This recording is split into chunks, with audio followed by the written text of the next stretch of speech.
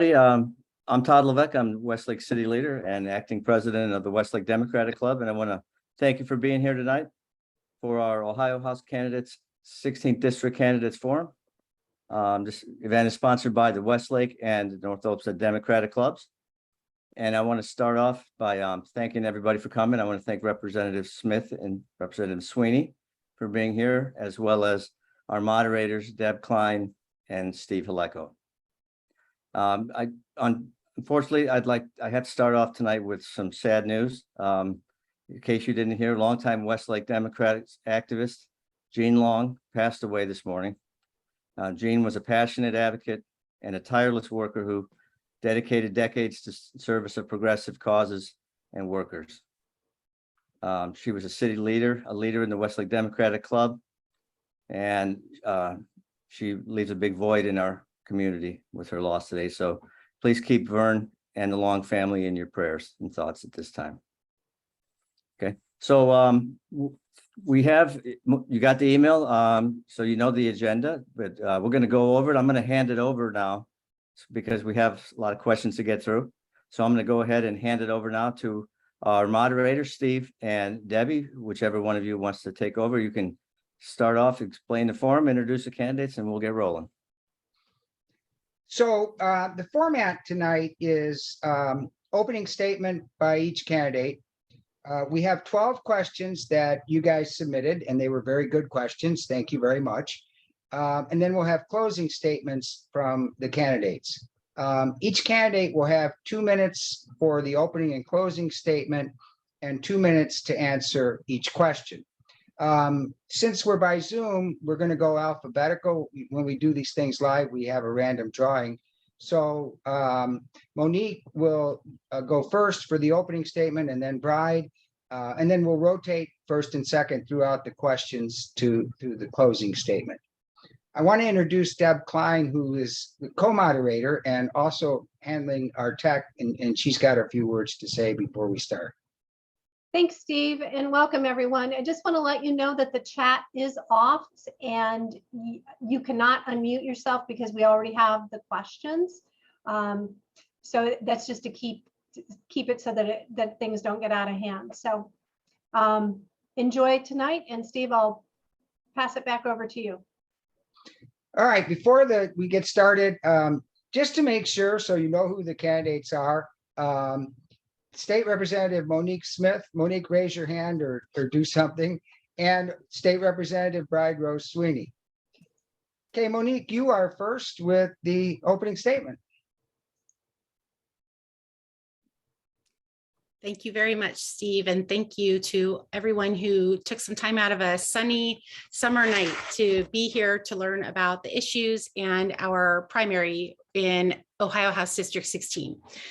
I currently represent Ohio House District 16 in a different configuration than what we're running for. I currently represent the 5 suburbs of Bay Village, Westlake, North Olmsted, and also Fairview Park and Rocky River. And I ran for that seat in the years 2019 and 2020 and won the seat in 2020. I became the only Democrat in the entire state of Ohio who flipped a district from red to blue. And it was a very challenging uphill battle. We not only flipped a district, as many people say they have once a seat is already open, but we actually unseated a Republican incumbent. And we did that just fueled by pure passion and a desire to really hold a Republican accountable for votes that were harmful to us as his constituents. So for me as a woman, the moment when my state representative crossed the line and motivated me to run against him and run hard enough to unseat him was when he voted in favor of the 6-week abortion ban. That is now the law in Ohio. But leading up to that, I had been keeping an eye on him because since 2015, I had been volunteering and attending events for Moms Demand Action for Gun Sense in America since my children were very small. And they taught me to keep a close eye on the voting record of my state representative. And when I did that, I saw that our suburban state representative out here, who seemed like a friendly guy on the surface, was voting in a way that was extraordinarily dangerous and harmful and offensive. And he was voting for 10 seconds. gun laws that were harming my family. So we ran against him and we beat him. Thanks for the opportunity to be here. Right?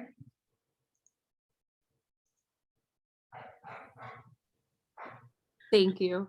I first want to thank everyone who brought this event together, and to our hosts and moderators, but most importantly for everyone who is watching, who cares enough to hear from both candidates. Honestly, like many of you, I am beyond frustrated and quite honestly heartbroken over this unfortunate primary, but even more so the fact that we as a state are being forced to live under unconstitutional maps that the Republicans specifically and methodically drew to cause chaos, and for now will not face any consequences. At the end of the day, I am happy to say that we do have two good Democrats in this race who both moved into an open district because of the GOP.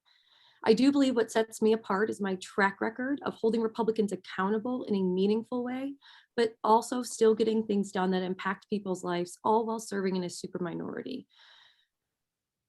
In my very first year in office, I personally uncovered a mistake in the Secretary of State's voter purge. After notifying the media, thousands of voters from across the state were returned to the rolls. Without my efforts, these voters could have been denied their right to vote. This is what the GOP will get away with if we don't have the right people in office. Additionally, when I first came down to Columbus in a super minority, I was told, even by many Democrats, that there wasn't much we could get done in a meaningful way. I refused to listen to that, and I've now passed 9 bills in the Ohio House, more than any other Democrat. And these aren't little bills. My first biggest one was House Bill 1, the Fair School Funding Plan, that for the first time ever in over 26 years, we have a fair and constitutional funding formula that once fully implemented could mean a $2 billion increase of state funds into our schools without raising taxes. The reality is that with an 10 unconstitutional seconds. and the deck stacked against us, we need people who can do both, who can effectively hold the GOP accountable and who can still make a difference in our community. Just so that everyone will know that the candidates, because I didn't explain this part, they get a 10-second warning, and then after that 10 seconds is up, they get muted. So they've agreed to that, and they do know that that's what's happening. Our first question will go to Bride first. If elected to represent this district, what would be your top legislative priority on behalf of your constituents, and what would be your strategy to ensure its passage? Yes, thank you for that question. First and foremost, there is nothing more important than ensuring fair maps. You know, if we don't have a fair chance of getting these extremists out and having Democrats, that's the best way to make real change. So that is my #1 priority. But given that we're in an unconstitutional map and Democrats are going to have a very, very hard time getting closer to that, the biggest achievable victory, even if Democrats are still in the super minority, is fully implementing this Fair School Funding Plan. As I just mentioned, it is one of the biggest bills positively to happen in decades in the state, and it was my bill. But I'm happy to say it doesn't mean much if the funding is not there. You know, we can pat ourselves on the back and say we did a great job. I spent 3 years working with the Fair School Funding Work Group to get that accomplished. But we did a 6-year phase-in for that bill. That's the $2 billion I was just talking about. We have years 1 and 2 in, and that is why I've gotten the support of our teachers union, OEA, because I believe I'm the best person suited to make sure that we get fair school funding. We know that that is the most important to getting to that goal of ensuring that every single student, regardless of where they come from, can ensure a quality education, and getting that plan fully funded could be a game changer for this state. But, you know, it's hard not to bring up fair maps going along. I do support a ballot initiative. I think the Republicans showed that they clearly just don't care about the rule of law, and we can work on all these other, issues, but to have real systemic change, we need to get fair maps. And I'm willing to do everything from going door to door, making sure that we get another ballot initiative in there. If we elect Democrats statewide, we can also 10 gain the seconds. control of the commission. It's important to know that the fight for fair maps is not over. Thank you, Bride. Monique? Thank you, Deb. I have a bill that I'm really, first of all, my two top priorities are always the two things that motivated me to run against the Republican who was holding my seat and to defeat him. And those are bills related to reducing gun violence and protecting women's reproductive freedom and equality. So I have a bill that I've joint sponsored with another Democratic woman from the Toledo area named Lisa Sebecki. And this is an innovative approach to really working within the constraints that we have in a Republican dominated state. And I believe that we could potentially get bipartisan support to move this bill forward. What it does is it acknowledges basically that, hey, we're in a Republican state. There is going to be no curbing the sale of guns. So let's at least take, for the foreseeable future, until we flip a whole lot of seats from red to blue. So while we live in this climate with these people in charge, let's at least take the sales tax from the guns that they insist on selling, and let's direct that money into gun violence prevention programming and into treatment for trauma as a result of gun violence. So we're stopping the cycle, we hope. That's one thing that I want to work on that I believe is so common sense that we can get some bipartisan support for it.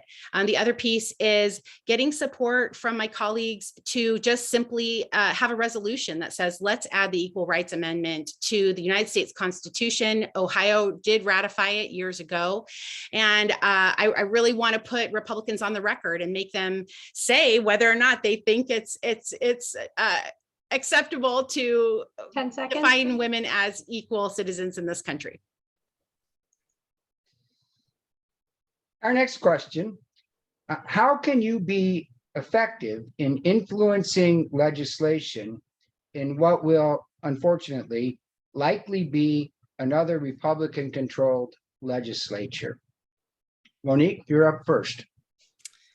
Thanks. That's a great question. So I do think that we need to find bipartisan opportunities and build relationships with Republicans in order to get things passed. And so anything that just has as much of a wide impact as possible that could even benefit the Republican legislator in their own district, politically, because it's just so popular and common sense, is an opportunity to get something done. So for example, I have introduced legislation that would remove sales tax for diapers, a very expensive necessity for families who have babies.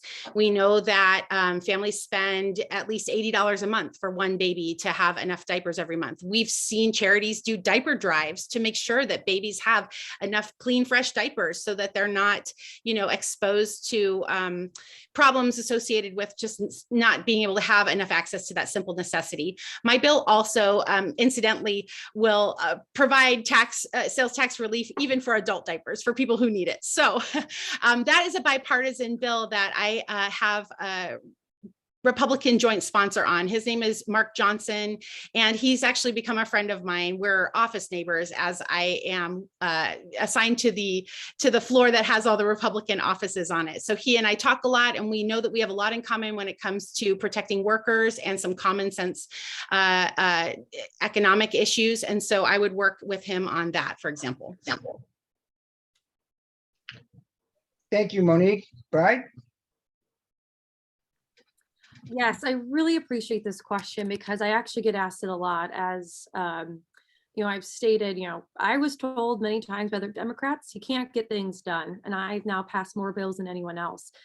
And I equate it to, it's not more complicated than doing the work. I keep saying it's like a group project, building relationships with Republicans, and then coming up with the idea and telling them, I will do all the work. I just need you to stand with me. And it feels like moving mountains sometimes, but that is how, for 3 years, I worked with a bipartisan group of fair school funding. We had intentionally somebody from rural Ohio, urban, high wealth district, low wealth districts. And we didn't have TV cameras. We weren't doing press conferences every single day. We were doing the work behind the scenes.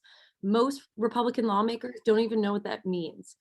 That is how I passed a bill that would prohibit nurses from being forced into overtime. I found a Republican that would work with me, that came from that field, got the coalition, and, did the work. And now it's passed out of the Ohio House. Same thing with a bill that would, in the construction world, there's an issue of workers not being paid on time. I got a Republican to join with me because it's a really pro-business bill that would allow projects to keep moving. If, contractors can get paid and then pay their workers, they can bid on other projects. I did it from the perspective of protecting workers who, if they did their work, they should be able to get a paycheck on time. And we shouldn't let a lot of big developers coming in here with, their big negotiating power to be able to negotiate away the ability for people to get paid on time. And so understanding where Republicans are coming from, I don't really care why they're coming to the table, but when they do, doing the work, that bill is also passed. And, 10 we seconds. have to get fair maps, but there's real things that can make real changes in people's lives. And I've been doing that since being elected. Thank you, Brad. You both kind of just touched on this, but now you can go into it a little bit in a little bit more detail. Have you ever been able to successfully work with any Republicans successfully is the key on any Republicans on past legislation? If so, please explain. And we will start with Brad. Well, wonderful. So it can be very hard, if I'm being honest, working with someone that maybe on 99% of the time you absolutely disagree with them. But I understand that my role is so much bigger than my personal feelings, maybe towards somebody, and really being intentional about building those relationships and getting, the other side to not view you as whatever they view the negative views of Democrats. And so just going further on the school funding, for 3 years, I worked with this bipartisan group, and some of the Republicans on there, I was adamantly fighting in committees with that would, say rude things to me, but then, being able to check that at the door, because getting this group that had one thing in mind, and that was finally giving the state a fair school funding formula that you can get over your own egos or personal feelings and do the work. And on some of the other projects, if I'm being very, very honest, and I know these are Democrats on the call, some Republicans are completely unaware of how to actually get things done. I had a Republican one time say, "I can't believe you know so much about our bill." I go, "What are you talking about?" I have given them talking points. I have written our own sponsored testimony for the Republicans, because if they're not prepared, that's not going to do me any good either. And so it really is, it's that mentality that I've done through my whole life of, when you're in a group project, sometimes you just need to take it over and be willing to, do the work and for the greater cause of getting things done. Again, school funding, nurse overtime, paying workers on time. I also passed a bill to expand certain people to have remote meetings. There's more work we 10 can seconds. do, but I've done that as well as a few other bills. Thank you. And Monique. Thank you for the question. So what I've been successful at is in committee making some really bad bills better. And so for me, as someone who hasn't even completed 2 years in the State House, I don't have my name on a bill that's been passed yet, but I've got a couple that I'll be pushing really hard for before the end of this GA. And so for me, the question is, how do we measure success? Do we measure success by having our name on bills, or do we measure success by having wins for workers, for women, for people who are marginalized? And so I just fight tooth and nail in committee to make bad bills better every time I'm in a committee hearing. For example, one small thing that I did was, as I was temporarily in the position of ranking member on the Commerce and Labor Committee during a conversation about a seemingly innocuous bill to change licensing requirements related to folks who want to get into the industry for becoming a barber or a cosmetologist, we noticed that there was some language that actually created a crime for someone who didn't have that license. And so what we did is we realized that working with Shayla Davis, one of our newer state representatives, and me as the ranking member for that meeting, while our other ranking member was out, we really pushed back and we said, this is going to have disproportionate impact on people of color who make up a large portion of this industry, and we will not allow this language to remain in this bill. And so I took the lead on speaking on behalf of my colleagues to make sure that we blocked that in committee. And we knew that that bill was going to move to the floor and be successful because it had strong Republican sponsorship. And so those are the little things that we do every single day that I put on my scorecard to measure 10 success. seconds. Next question. How can you help move Ohio ahead with the adoption of renewable energy standards? Monique, you're up first. Quick turnaround. Thank you. So we have a real problem right now with the Republican supermajority having as much control and power as it does. We should be able to implement basic elements of progress toward starting to allow more renewable energy to be used in our state through solar farms and wind farms. But we have a Republican supermajority that actually, while I was there on the floor of one of our late night sessions this past General Assembly, actually put in barriers to having those kinds of renewable sources of energy implemented by creating more local hurdles for those kinds of projects to move forward. And so what I would do is fight for the power of home rule, which is so important on this issue. We have communities that are very willing to implement renewable energy solutions and are doing so with co-ops and lots of creative means. We need to make sure that we protect that and make it easier, not harder, for those projects to move forward.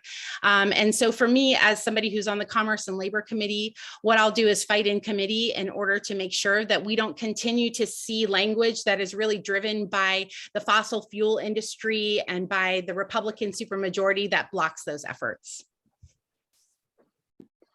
Right? Yes, I agree. We have a legislature that, and I'm sure many people know about House Bill 6, that actually outside of the all other issues in there that I did vote against, cut back our renewable energy standards. And that made us the first nation in the entire union to ever go back on a renewable energy standards and a renewable energy and energy efficiency programs. That is what we are dealing with in Columbus. And I will keep saying over and over again, that is why we need fair maps. That's why we need to kick out extremists in Columbus. But while we're always having that as our top priority, there are things we can do given the constraints of working with the Republicans that we have to. We have repealed partial of House Bill 6, but the parts about renewable energy standards has still remain of not having any. There is a bill, a bipartisan bill, that I'm actually a co-sponsor on, that instead of having mandates in terms of renewable standards, that we incentivize. I'm totally, and it's think that we are so far beyond the point of incentivizing that we do need to have a real plan going forward of mandates and making sure that in everything we're doing in state contracts of new buildings to allowing solar and wind to come in and not having these poison pills. But in the meantime, while we're fighting to that that goal, signing on to a bill with Republicans and working with them to at least have some kind of renewable standards, allowing people and businesses to go that route so it's cheaper on the initial front end of that, is so important that we do things before waiting till we get to that point. And that's kind of always been my strategy, finding the small steps. That is a small step in the greater scheme of the climate crisis. We also had the icebreaker 10 project. seconds. Well, I can't go into that, but we did a lot of work on the icebreaker and trying getting that poison pill out of there. And it's a continual fight every day. Okay, our next question. And we'll start with Bri. What will you do to reform the way Ohio does its redistricting? This is a great question. First and foremost, we absolutely need to win statewide. Those races are not impacted by the lines, and it's definitely achievable.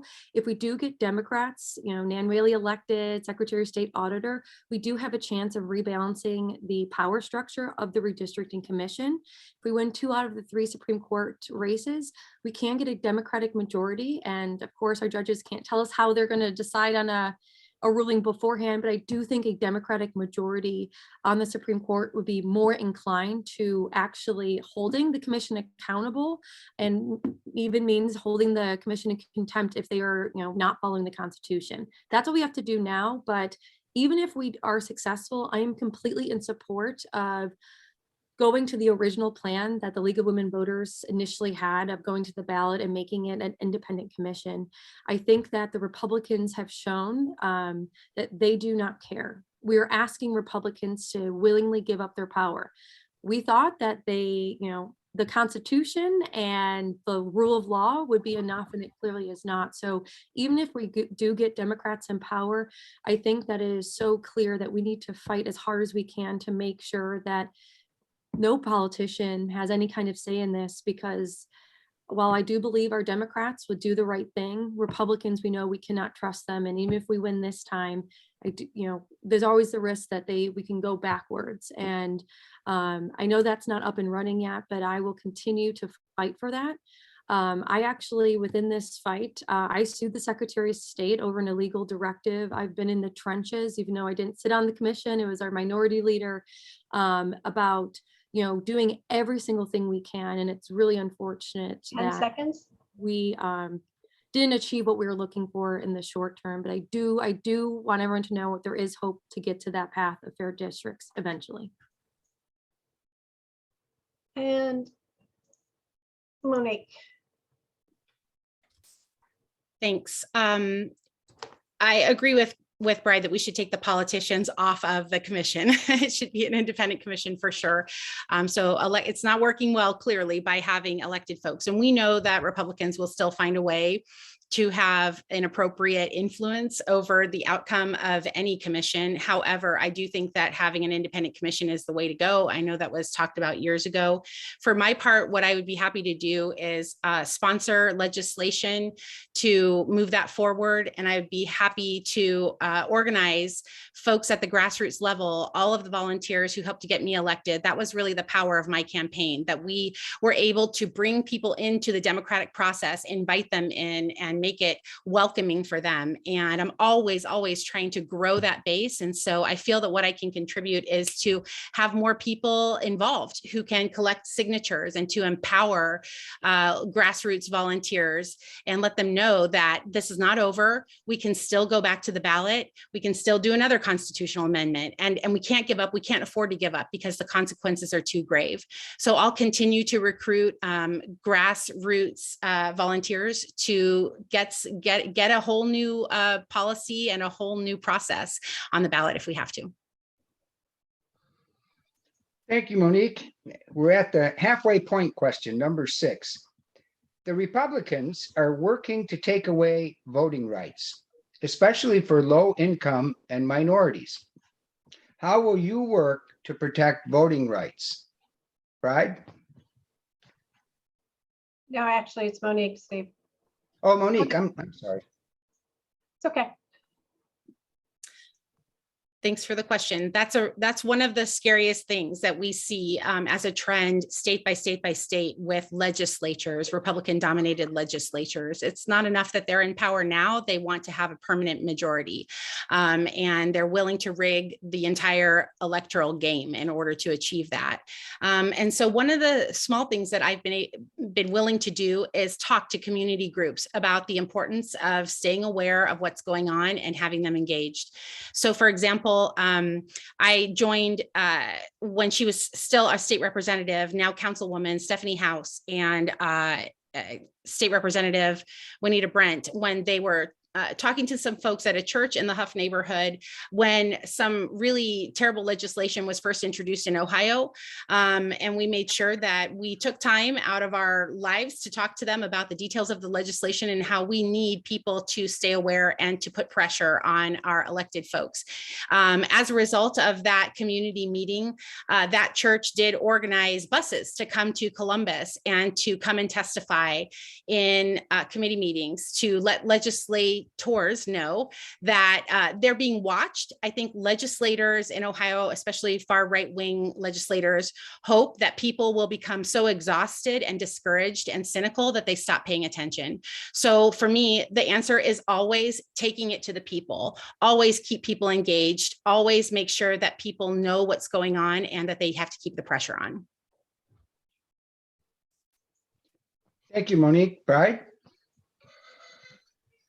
Yes, I would say outside of school funding, voting rights is my number one priority because, you know, we know that everything is rigged against us, and the Republicans have had attacks and they continue to do so. And if we keep allowing them to do that, we are never going to get to the state that we really truly deserve. I was the ranking member of the government oversight that was dealt with, seemed like all of the crazy bills, but House Bill 294, which we deemed the anti-voter bill. We likened it to the voter suppression bills in Georgia and Texas that we saw. It was right out of the ALEC playbook. But the Republicans were pretty good about conceiving, we called it a Trojan horse, because it seemed like it was doing good things, but it wasn't. It was removing early vote hours. It was limiting drop boxes to 1 per county. It was making, a voter ID requirement, having confusing ID instructions, all with the purpose of having it be harder for certain people in urban counties, people who are economically disadvantaged, younger people.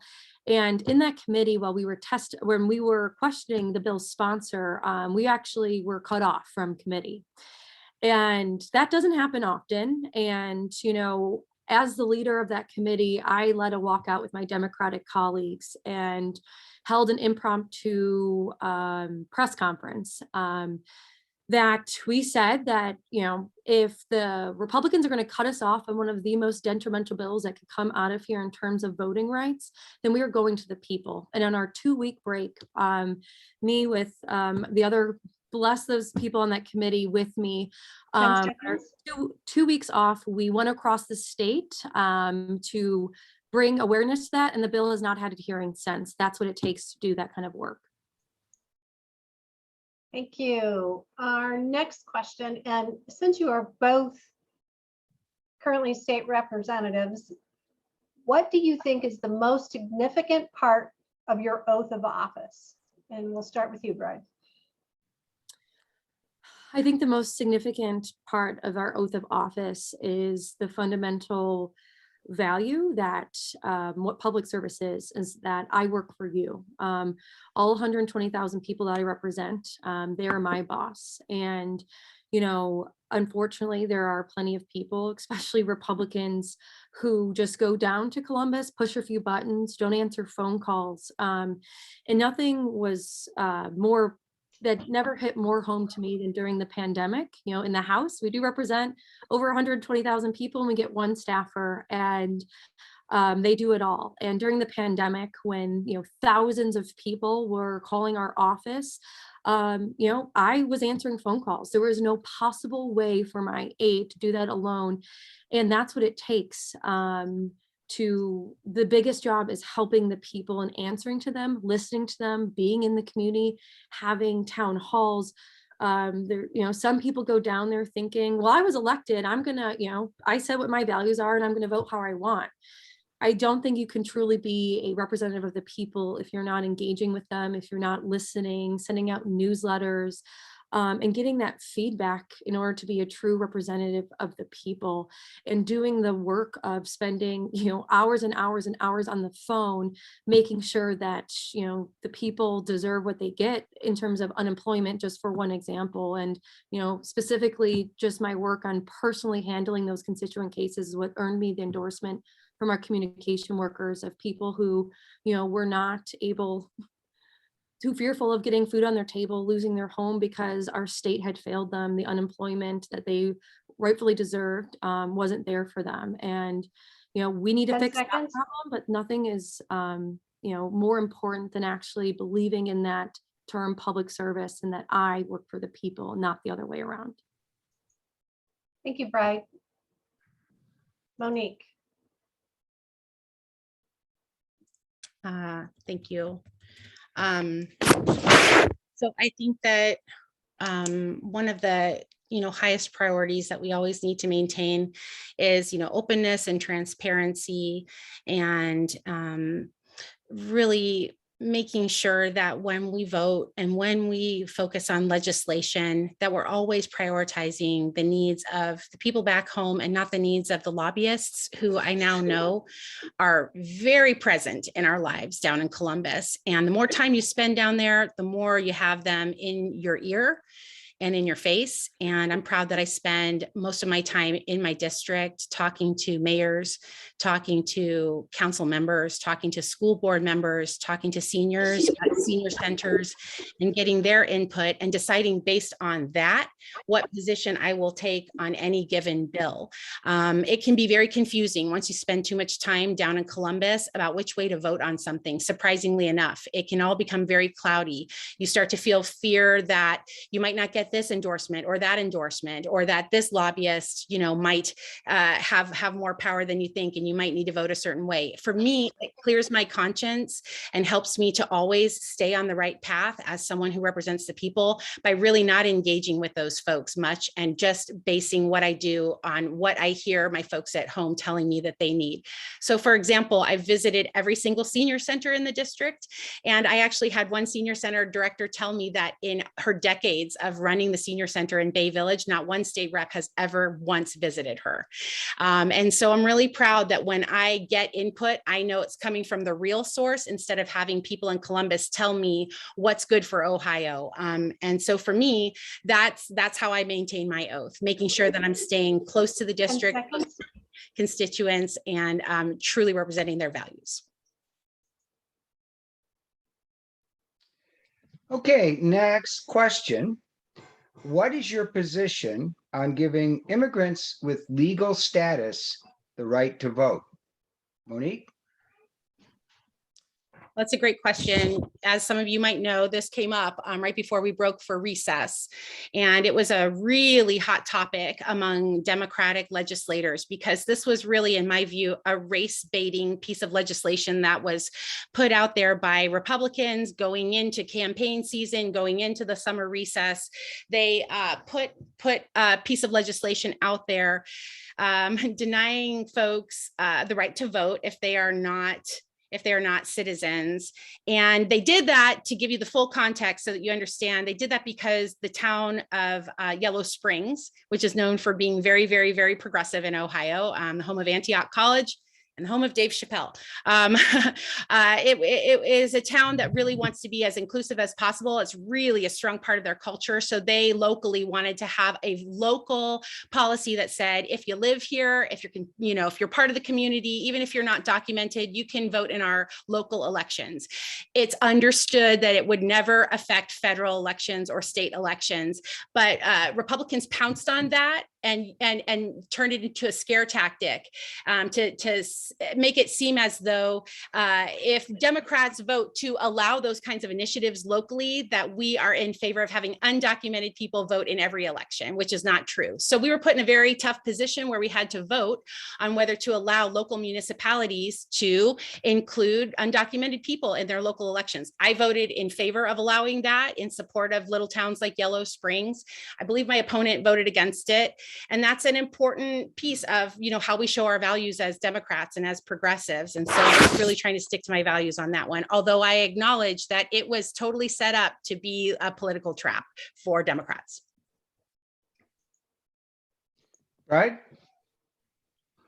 Yes, thank you so much for the question. I think it's really important to know that in this Yellow Springs scenario, as multiple lawyers have indicated, that when the citizens or that community, they actually voted on it to allow non-citizens to vote. And I'm completely supportive of that. The unfortunate part was that it got taken up to higher up courts. It actually said that that's actually against the Ohio Constitution.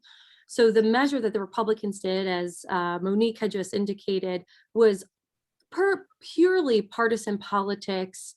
And actually, no matter what happens, it doesn't change anything, because that was already stopped with a different court case. So there is no ability we would have to go to the ballot to actually allow that to happen. So the bill or the ballot initiative that allowed citizens to make the state of Ohio to make that choice, whether or not we can make that, that's what I supported.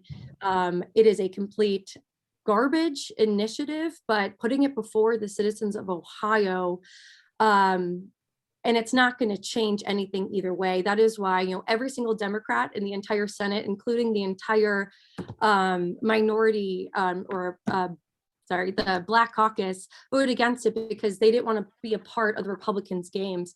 They don't care. They'll put on anything on the ballot if it means that they could fearmonger and make people feel isolated. At the end of the day, this was already prohibited in the Constitution, and this passing or not passing doesn't do anything. I made a choice, along with many other Democrats, to not play their games.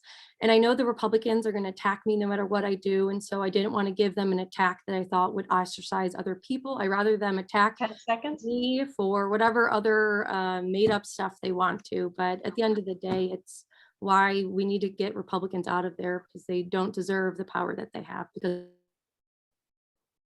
Thank you. And we're coming to you first, Bride. Since the two of you are currently seated state representatives, could you describe the similarities or differences you have with your opponent's voting record? And we'll start with you, Bride. Yeah, I would say, I don't know every voting record of Monique, but I would say really, besides the last issue, I'm not sure if we voted differently on many other things. And I know the last debate we had, I had a person in the audience come up to me and say that was the lamest debate. And I go, I know, at the end of the day, we have two good Democrats. It's unfortunate that we're here, and I'm not sure that on philosophy, on what we believe in protecting, anyone's right to an abortion, to gun rights, to anything. I'm not sure there are any big differences. To me, I've just been running on my track record of not only passing bills and being successful in a super minority, but also holding Republicans accountable in a meaningful way. So I talked about finding that error in the Secretary of State's purge. That's a real difference that is more than just going to committee and passing bills or trying to get bills passed or stopping bills, which is actually the majority of the time we spend down there is just trying to stop really bad things, is, that extra work. I actually spent and records requested the Secretary of State and was comparing his record. And it, the error was that people who moved within, Cuyahoga County have always not been purged, but it was either incompetence or intentional that the Secretary of State's office had done that. It was my double checking. No one asked me to do that. That's not in the, orientation guide of how to be a state rep. That was, the level I think you need to take it when we have people who are corrupt, Republicans who are corrupt, people who do not care about the rule of law. We have to be 10 seconds about everything they're doing and going beyond and above. And I think that's what really sets me apart. Thank you. Monique.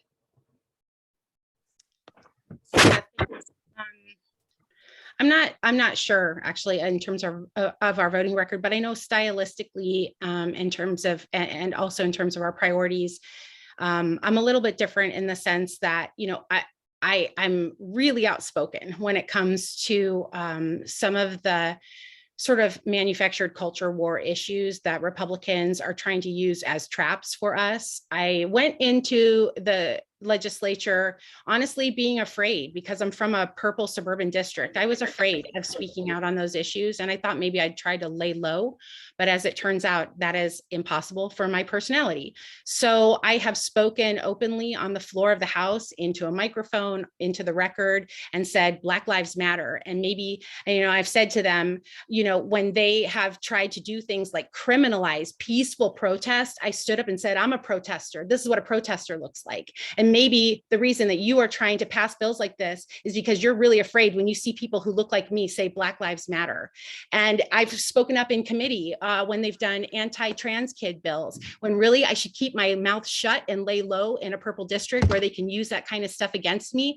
And I've called them out and I've called them bullies. And I've told them that, and their pre-planned fake experts that they bring to testify, that they are bullies and that they are harming the lives of families and children by trying to limit healthcare options for families who have a child who is questioning, their gender identity. So I've been really vocal and really tough on them.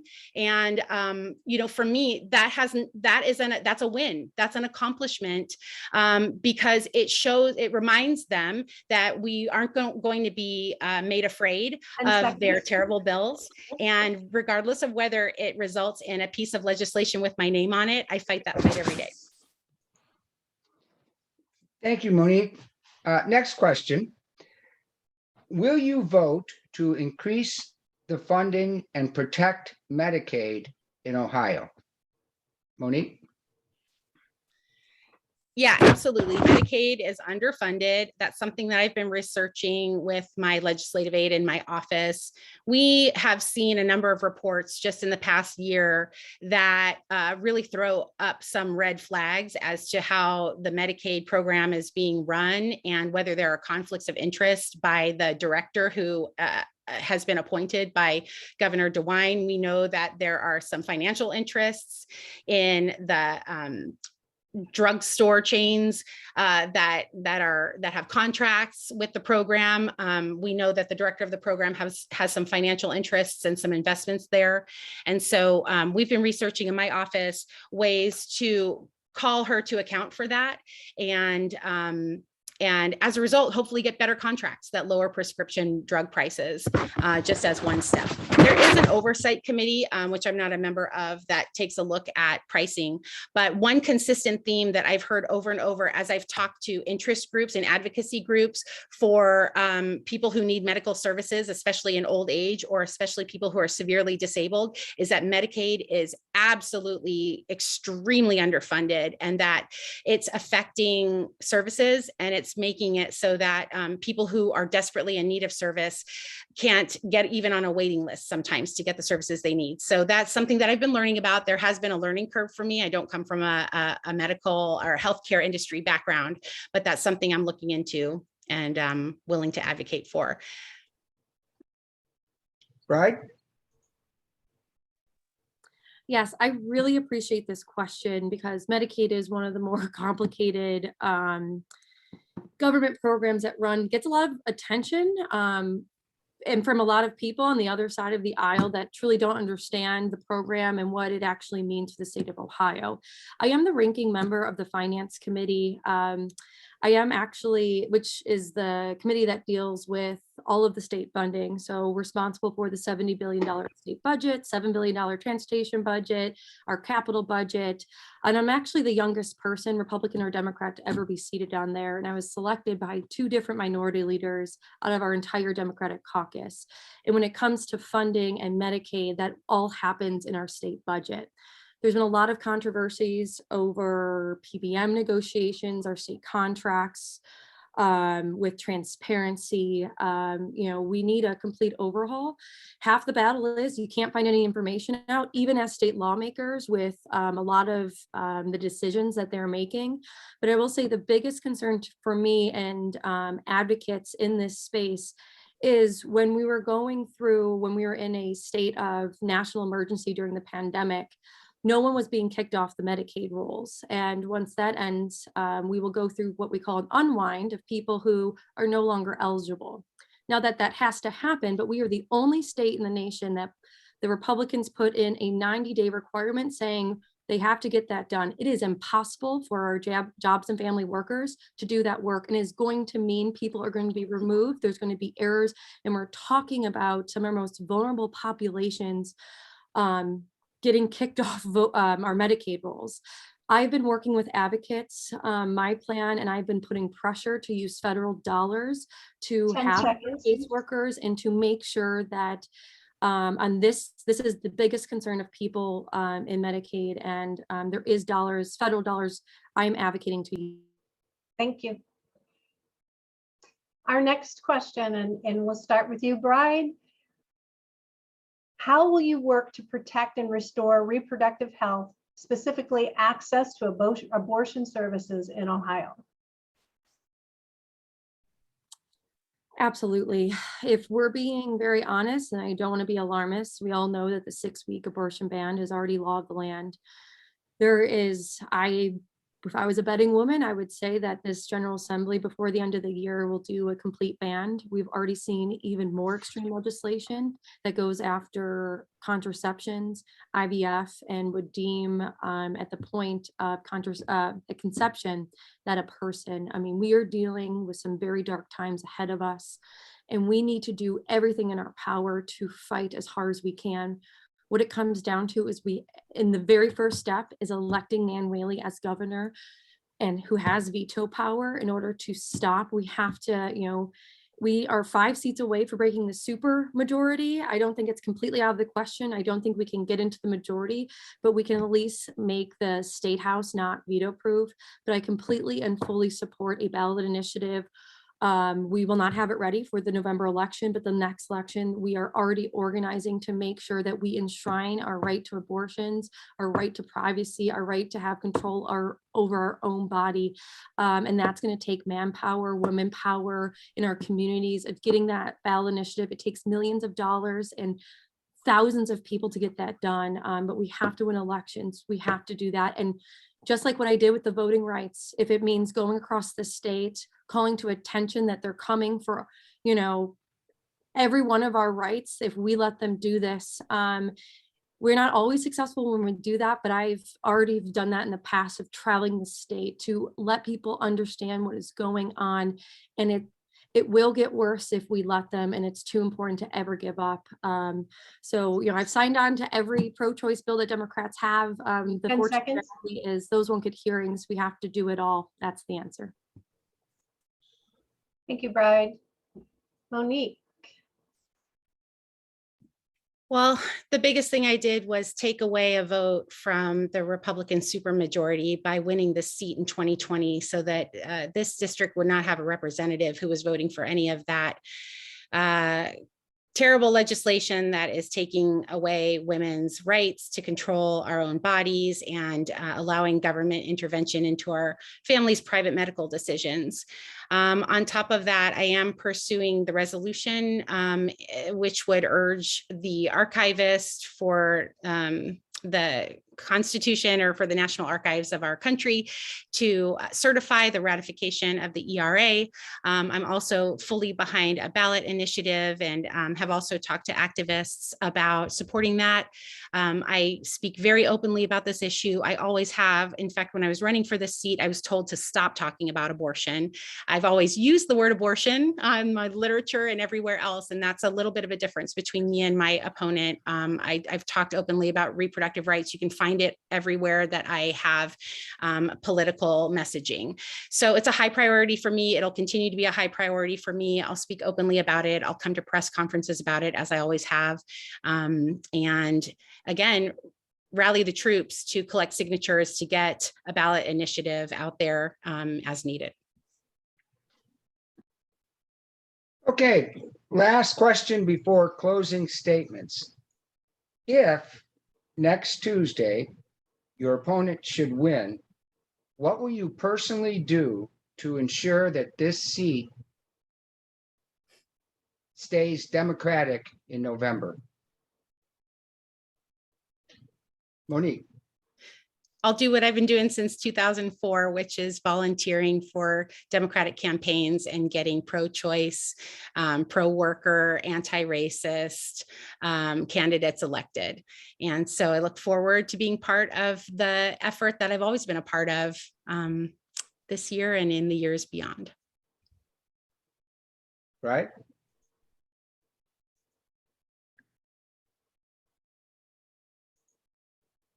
There we go. Well, first, I just want to, I'm fully pro-choice, and my opponent continually is to say that I have not, even in the plain dealer endorsement, in their endorsement of me, my work on those issues is why they think I'm the best person to return. But I am confident, and I have been saying, I'm not afraid to say, if I'm not successful, I would even endorse my opponent, because I know that there is nothing more important than making sure we have good Democrats. And I know Monique is a good Democrat. And, I just think I'm the best candidate for this race, and understand that the Republicans are the reason why we're in this issue. And that is why I've been dedicated to, it's heartbreaking to be in a primary with somebody that you work with and you like. And you get angry and frustrated, and I have not gone negative. I will not go negative, and I'm going to be continually to be focused on the people that matter most, and that is the voters who deserve to have a Democratic elected official in this district.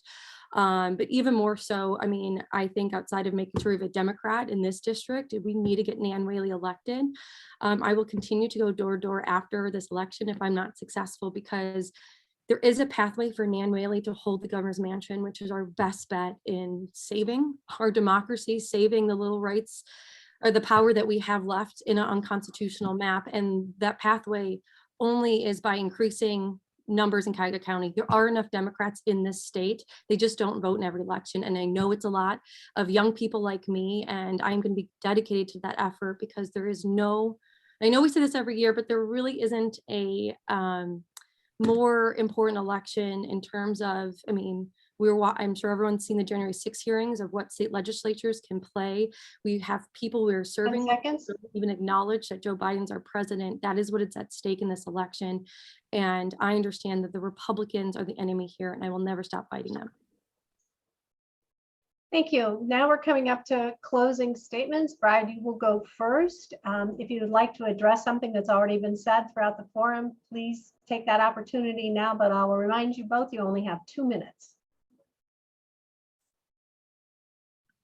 Thank you so much. I just really want to thank everyone, to both of our moderators, for Todd, for everyone who cares enough to hear from both candidates. At the end of the day, I'm not afraid to say that we do have two good Democrats. I think that the situation is truly so unfortunate. But I'm also not afraid to say that I do think I'm the best candidate. As I just mentioned, this is too important to care about one's own, ego or whatever. We have to get through this, and it's going to happen. Tuesday's going to come and go, and I'm willing and ready to unify this district, our community, to share my volunteers, to do all of that. But my work ethic, and I have been very successful in past elections. Last election, 2018, I actually performed 6 points better than Joe Biden. There were some cities that went red, and I still won them. And you only do that by putting in the work. And that's why I've earned the majority of the Democratic officials' endorsements from this area, from Democratic organizations such as our largest teacher union, OEA, the communication workers, the plumbers, the pipe fitters, building trades, and the plain dealer. And it's truly, I would say, not anything against my opponent. It's just that I believe that they believe that I am the best person to win in November, and to also represent this community and be able to deliver real results, because I already have had them. Even in my first year in office, I had passed bills and had seen results. It's very tough work. Most people don't ever pass a bill. That is why I'm going to continue to work, because I know I'm making a difference in people's lives. But at the end of the day, 10 seconds. nothing is more important than getting fair maps and Republicans out of office. Thank you. And Monique. Thanks, everyone, for the opportunity to be here. And thank you for all that you do at the grassroots level to make positive change in Cuyahoga County and in Ohio and our country. You've given me a lot of inspiration. You've stayed involved when things have been really hard in the past few years. And in fact, you formed yourselves in response to one of the most terrible outcomes of an election ever. And that was the election, of Donald Trump. And it was after that, when some of us were feeling down and out, that this organization and others formed. and gained even more energy and strength. And so I want to acknowledge you. I want to acknowledge other grassroots groups like GER, Grassroots Resistance in Cleveland Ward 16 and 17, that great performance, that great electoral performance that my opponent just talked about was largely due to that grassroots work by the Ward 16 and 17 grassroots activists who created the great ballot chase and made sure that they reached out to all the voters in their area and got them engaged. That high turnout really was part of the kind of grassroots work that we do in off years and that we do for other campaigns and other candidates, not just for ourselves. It's something I've been doing for years and years. I've done it mostly unpaid and been happy to do it in order to advance the causes that help women, that help workers, that help the environment. It's always been worth it to me, whether I got recognition or a paycheck or not, which I usually didn't. And so I want to acknowledge the grassroots workers in terms of volunteers who are on this call. I want to also just take a moment to acknowledge the loss of one of our progressive family members, Matt Coons, who of course, is so important to all of us and did work unpaid for me before he died. And of course, I want to echo the sentiments about losing Jean Long, and I want to show respect to her husband, Vern Long, who just spoke to last week. And even as he was going through his wife's end of life process, offered to put my banner in his yard in Westlake. And I'm just so. Thank you, Monique.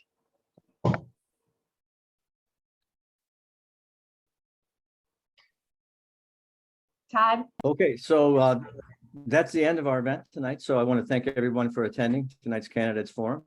Attendees will be receiving a follow-up email in the days ahead. And in that email, you're going to see a link to a membership form if you'd like to join the Westlake Democratic Club. You can join as a resident or you can join as a social non-voting member. And there are no dues for 2022. The next meeting of the Westlake Democratic Club will be on Tuesday, August 30th at 7 p.m. at the Westlake Porter Public Library. The meeting will be a business meeting where we will be electing officers. Details will be sent out to club members via email. Thanks again to Representative Smith, Representative Sweeney, and our moderators, Deb and Steve. Have a great evening, everyone, and I hope to see you around soon. Good night.